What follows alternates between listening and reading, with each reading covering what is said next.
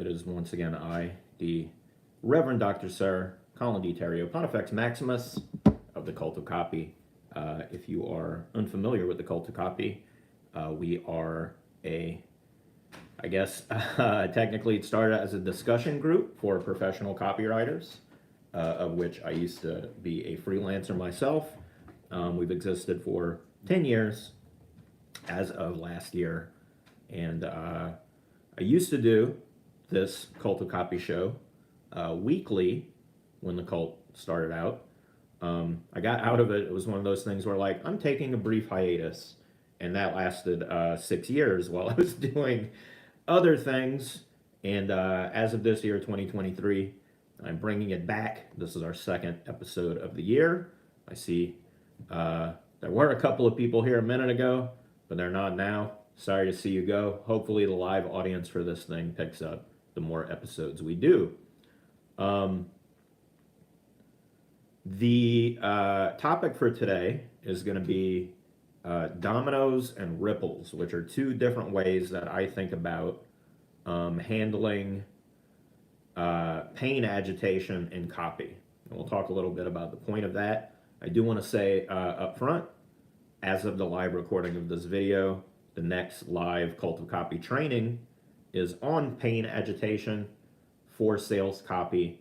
We're doing 13 pain and problem agitators, and that is Friday, January 13th at 2 p.m. Eastern.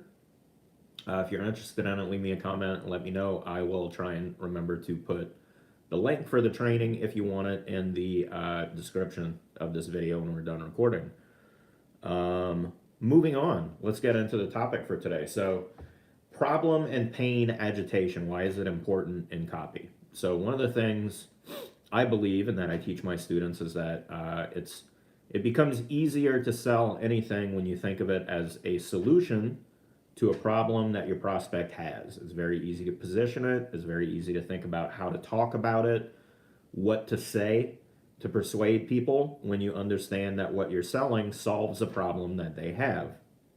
Now, the issue with that is that a lot of times when people have a problem, they can be unaware of it, in which case you have to educate them. But a lot of times when they are vaguely aware that there's a problem, for a variety of psychological reasons, people will avoid thinking about that problem. They ignore it, they push it aside, they procrastinate, and they don't want to deal with it. A lot of times it's because various factors, but a big one is the fear of the unknown, where the current state of discomfort in living with this problem on an ongoing basis is at least well known to them. They understand it. But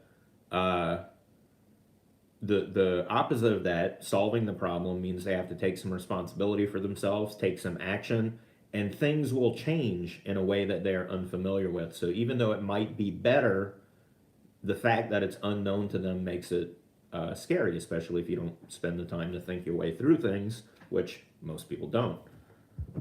By the way, completely non-official sponsor, Sierra Nevada, Dankful IPA, pretty good, but I want to point out, my wife got me these, they're called beer savers. They're like silicone bottle caps that you can use to save a beer you don't finish.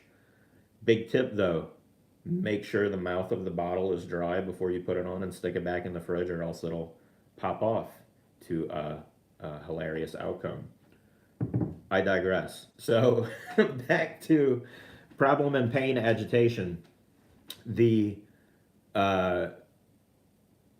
If we can convince people that their problem exists and that it's urgent and important for them to solve it, obviously the first thing they think they need is a solution, right? If we make their problem more present, bigger in their mind, occupy more space, think of it more frequently, then their need for a solution becomes urgent.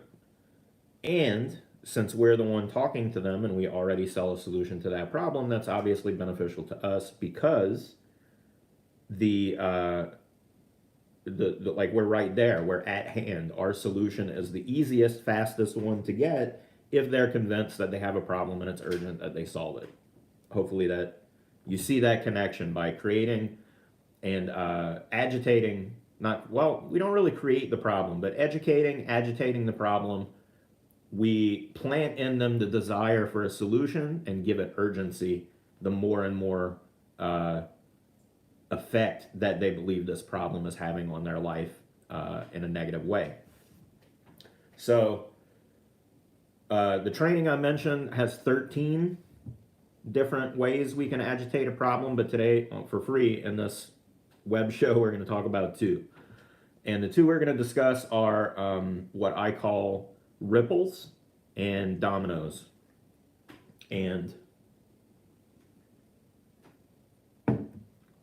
delicious and still fizzy. It is not flat. So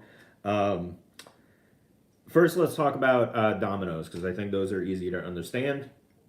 Visual metaphor, dominoes in the sense of stacking them up and lining them up so that when you knock one over, it knocks over another and another, and you can make big, huge amounts of dominoes spill over with just a little tiny tap.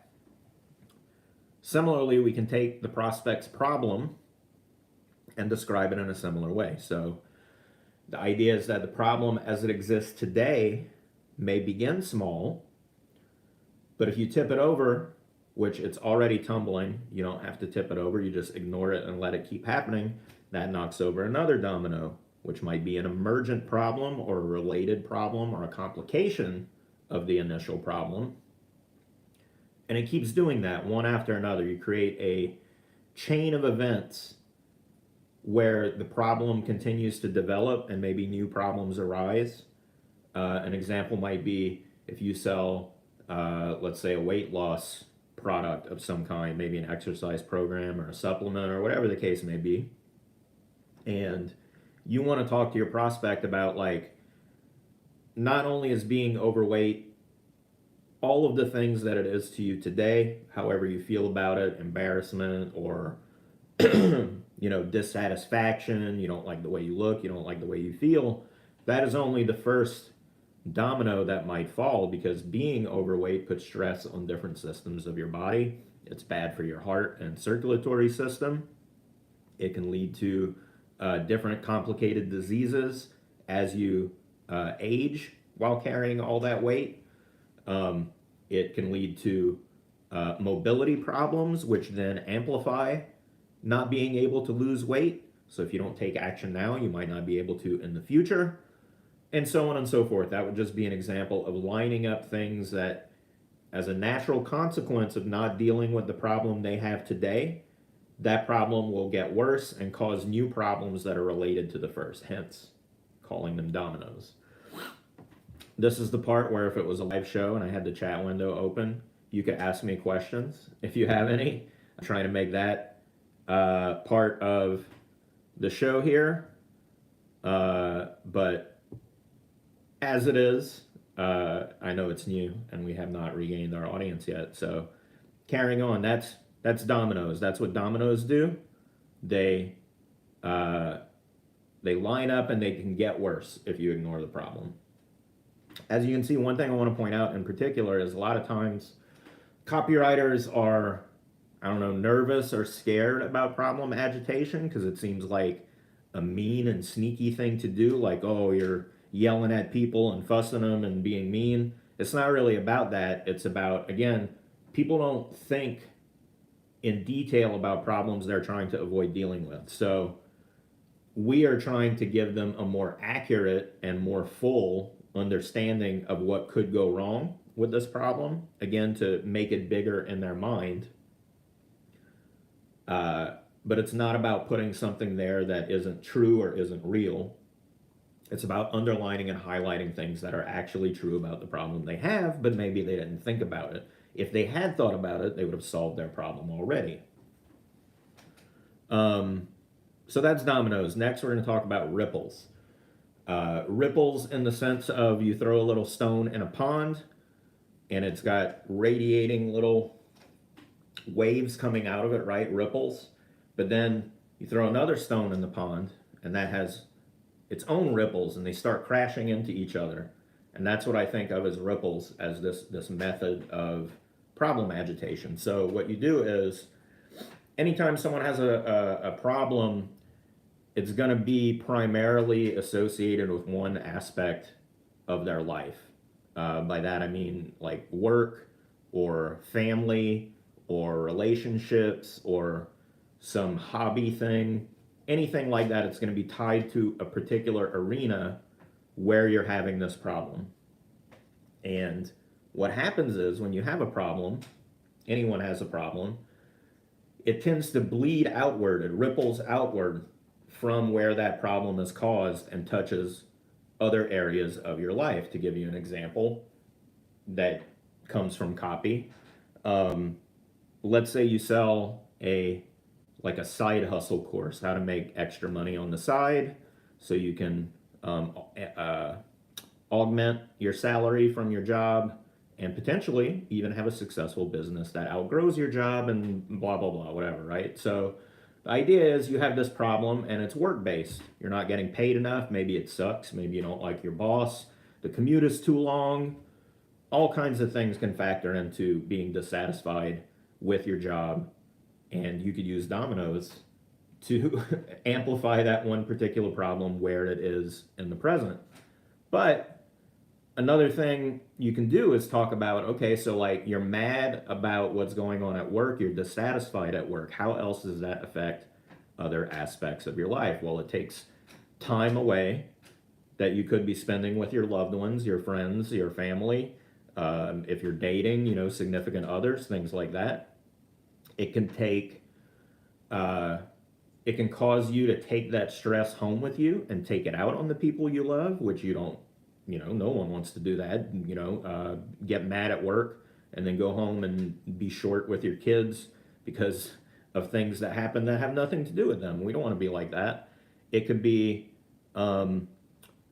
taking time away from hanging out with your friends. So you always get home too late to go grab a beer with your buddy like you used to. Maybe you have to work extra time on the weekends and you don't get to do the barbecues and bowling parties and things. You don't, your wife has to take, or your spouse, I'm speaking from my point of view, your spouse is the one who has to take the kids to friends' birthday parties and things around town because you have to stay at home working or go into the office or whatever the case is. The idea is the problem is here, but it's radiating outward to touch other aspects of their life. Now, the point of doing that is first, while they're reading the sales message or watching your sales video, whatever's mentioning this to them, the idea is that it should be dinging memories they have where this particular ripple effect has occurred, right? So either the one you're describing actually happened to them just that way, or a similar thing happened that you've reminded them of, or they can imagine how it's affecting these things if they haven't necessarily experienced it or thought about it, or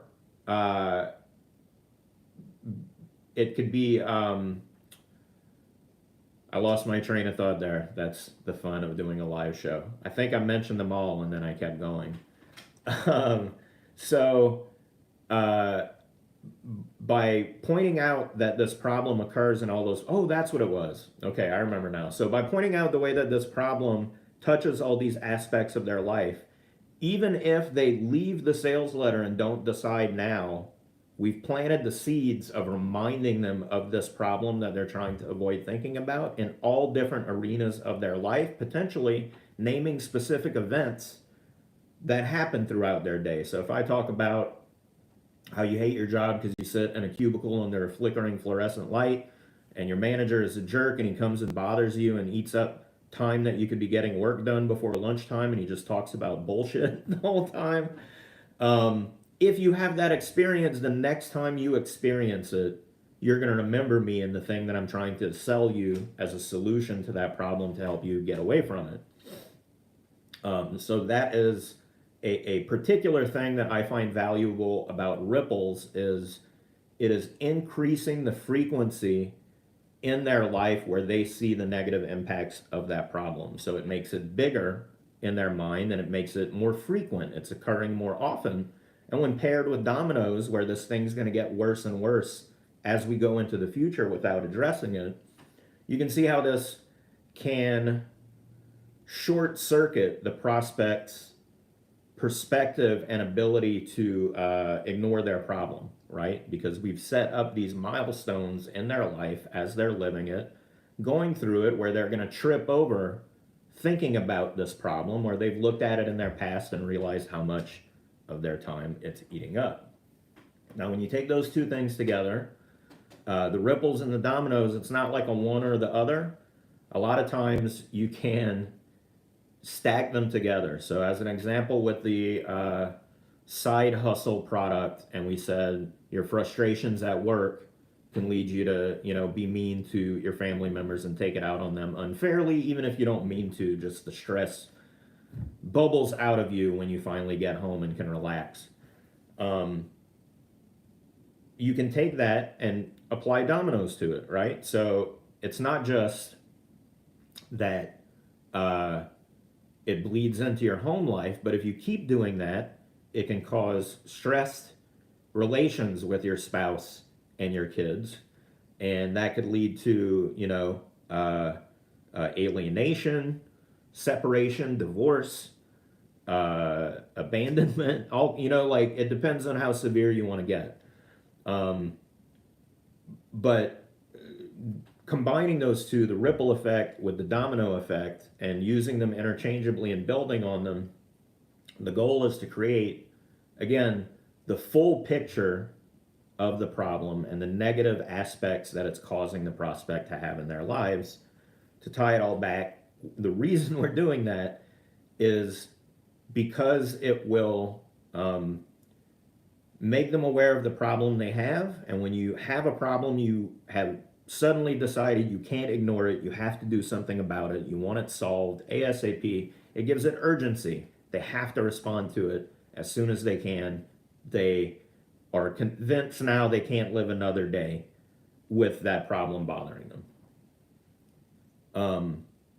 Once you have them there, they've decided they need a solution, and they think it's their own idea most of the time. They've decided, based on what they thought about, their problem's no good and needs to be solved right away. Immediately, their brain goes on like search mode, right? Like, how am I going to solve it? What am I going to do? What do I need to make this happen? Most of the time, the fact that they're already reading sales messages from you, a person who sells a solution to this problem, that makes it super easy. You're right there in front of them. You are the one closest at hand. You are very well versed in a problem that they have avoided thinking about, giving them more detail than they previously had about it.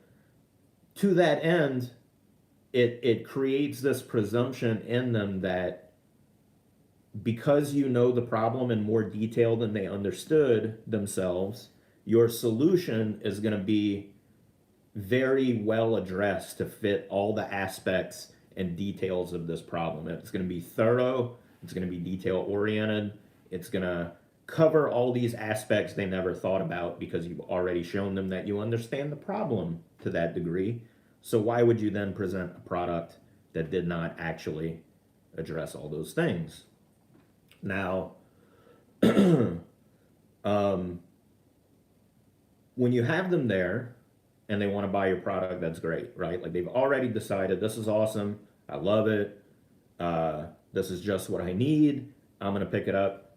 That's great. That's what we want. That's the ideal setup. But the secondary benefit of using the ripple and domino effects is, if they're one of these people that's like, I got to go shop around, now that I've decided on a problem, I have a problem on my own. These guys didn't persuade me. I thought of it myself. Some people like to shop around. They want to go look. They want to price compare. They want to feature compare. And that's good.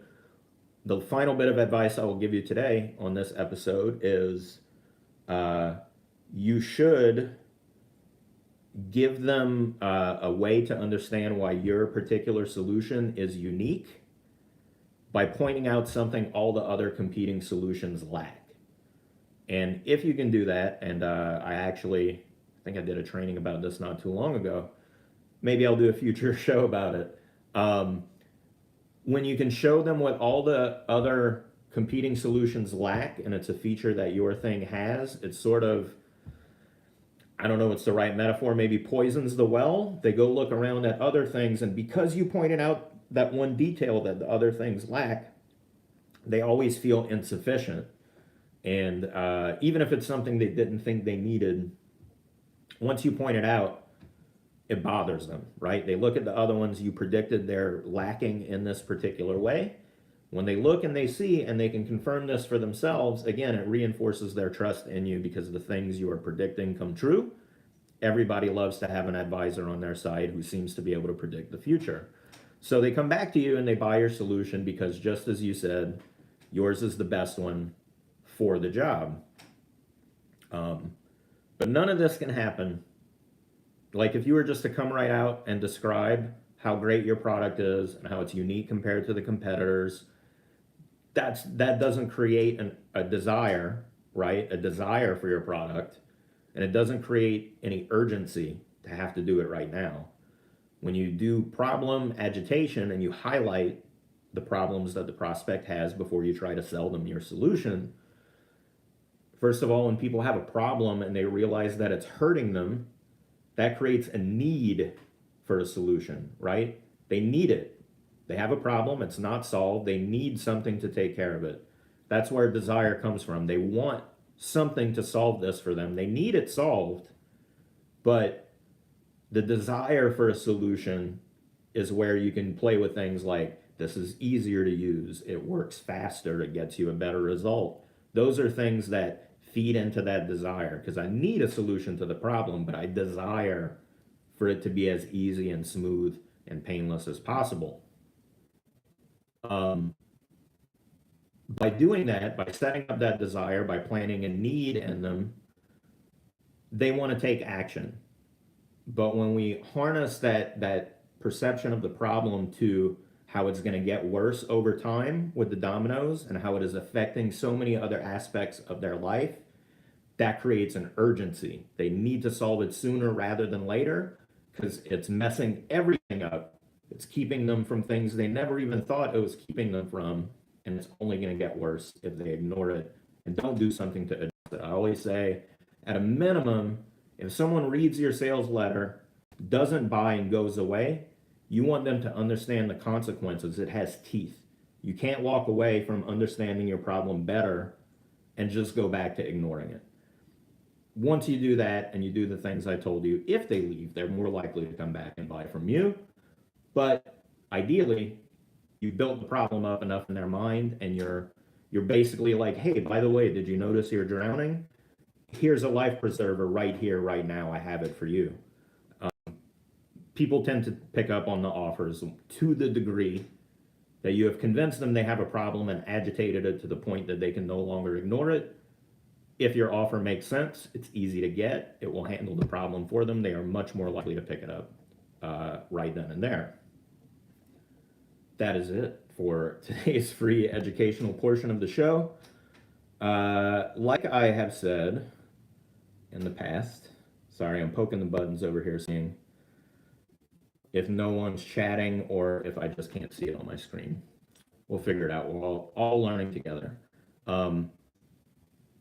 Hopefully you got some value out of today's episodic content. If you like it, find some way to let me know. Leave a comment here if we interact on Facebook in the Cult of Copy group, or you read my blog, or subscribe to my emails at cultofcopy.com. Let me know some kind of way that you like the show, so I will be encouraged to keep doing them. I'm happy to get back to doing them once a week like I used to, and maybe I'll eventually hit how I used to fill a whole hour, but warming back up to it, I'll take 30 minutes. That's pretty good. So to remind you of a couple of things, in case you don't know me, I'm Colin, the Reverend Dr. Sir, Colin D. Terrio Pontifex Maximus of the Cult of Copy. If you like copywriting, persuasion, influence, sneaky psychological tricks to get people to do what you want, with a mostly specific application to sales and marketing, follow me, follow the channel, join the group, etc. I'm not hard to find. We talk about this stuff all day, every day, and I would be happy to chat with you about it at length anytime. As I mentioned, if you're interested specifically in today's topic about pain and problem agitation, Friday, January 13th, 2023 at 2 p.m. Eastern. I'm doing a live training. If you attend live, you also get the recordings. If you are already a member of our training membership site called The Vault, this training will be added to it once it's recorded. Or if you're a paid up member and you want to attend live, let me know. I have a special code for you. I will extend this offer to you for a limited time basis if you're watching this video before we record live. If you leave me a comment to tell me what you think about it, I will message you a checkout code to get 73% off Friday's training. Only good until we record live, but if you follow me, you know I give similar discounts to cultists who are habitual consumers of our copywriting training. That's it for now. Thank you very much. We will see you at the same time and place next week. And if you attended live, I thank you. If you're watching this recording in the future, I hope to have you join us live on a future episode when you can. Thank you and goodbye.